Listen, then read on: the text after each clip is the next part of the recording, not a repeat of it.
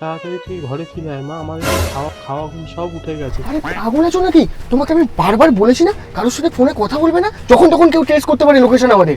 1 minute रुको जरा। Hello, এটা আমার নতুন নাম্বার। বলছি ওইদিকের খবর কি রে? ভাই তোর বাড়িতে পুলিশ এসেছে। কি? বাবা আমাকে হ্যারাসমেন্ট হতে হয়েছে? দেখো প্রিয়াঙ্কা, তোমার বাড়ির লোক আমার বাড়িতে গিয়ে থানা পুলিশ করে আমার মা বাবাকে হ্যারাসমেন্ট করেছে।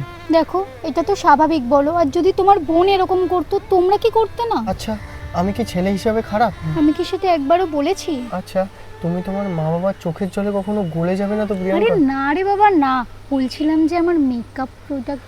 আরে বাবা, তুমি কি পাগল আছো? এরকম সিচুয়েশনে মেকআপ নিয়ে পড়ে আছো? এসব বাদ দাও, এ নাও তুমি তোমার একটা সোশ্যাল মিডিয়ায় পোস্ট করে যাও যে আমার সঙ্গে স্বইচ্ছায় পালিয়েছো, তাহলে আমাদের জন্য কাউকে কোনো প্রবলেমে পড়তে হবে না। আচ্ছা আচ্ছা আর মনে হয় তো সকাল দিয়ে কিছু খাওনি। এ নাও, এই আমার ব্যাগটা দেখো, এর মধ্যে অনেক ইম্পর্টেন্ট কাগজপত্র আর টাকা পয়সা আছে। আমি বরং তোমার জন্য একটু জল আর বিস্কুট নিয়ে আসি, ঠিক আছে? ঠিক আছে, তাড়াতাড়ি আসবে কিন্তু। এবারে গার্লফ্রেন্ড ভাগ্য করে সত্যি পেয়েছি। A few moments later. ইস, বেচারা অনেকক্ষণ ধরে ওয়েট করছে রে।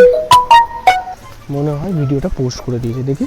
আমি যার সাথে পালিয়ে এসেছি সে একটা ফালতু মানুষ, প্রতিনিয়ত আমার উপর টর্চার করছে। প্রথম আমাকে বলেছিল এটা কিনে দেবো ওটা কিনে দেবো, তাই আমি একটা ম্যাকের ফাউন্ডেশন চেয়েছি, এখনো পর্যন্ত দেয়নি। দাঁড়ার নাম করে আমাকে ধর্মতলার ফুটপাত থেকে শপিং করে দেয়। আমি ভালো নেই বন্ধুরা, আমি মা বাবার কাছে যেতে চাই।